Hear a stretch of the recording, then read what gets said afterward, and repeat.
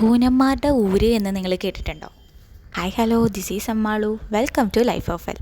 നമ്മളിന്ന് നാട്ടു വർത്താനത്തിൻ്റെ ഡേ 3 വന്നിട്ടുള്ളത്. സോ ഇന്ന് നമ്മൾ ഡിസ്കസ് ചെയ്യാനായിട്ട് പോകുന്നത് കൂനന്മാരുടെ ഊര് എന്നറിയപ്പെടുന്ന കൂണൂരിനെ പറ്റിയിട്ടാണ്.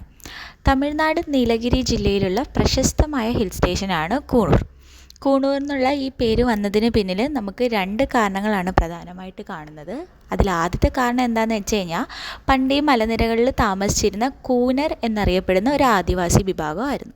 സോ കൂനറുടെ ഊര് എന്നുള്ള രീതിയിൽ, കൂനരുടെ ഗ്രാമം എന്നുള്ള രീതിയിൽ പിന്നീടത് കൂണൂറായിട്ട് പരിണമിച്ചു എന്നാണ് പറയപ്പെടുന്നത്.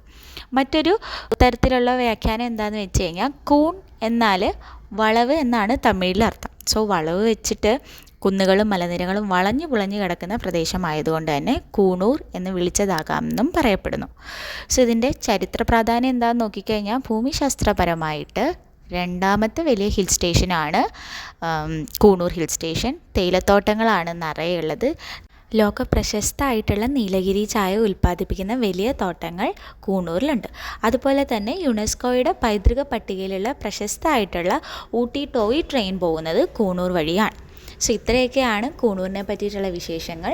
ഇതുപോലെ ഞാൻ ട്രാവൽ ചെയ്തിട്ടുള്ള മറ്റ് സ്ഥലങ്ങളുടെ വിശേഷങ്ങളുമായിട്ട് നാളെ കാണാം.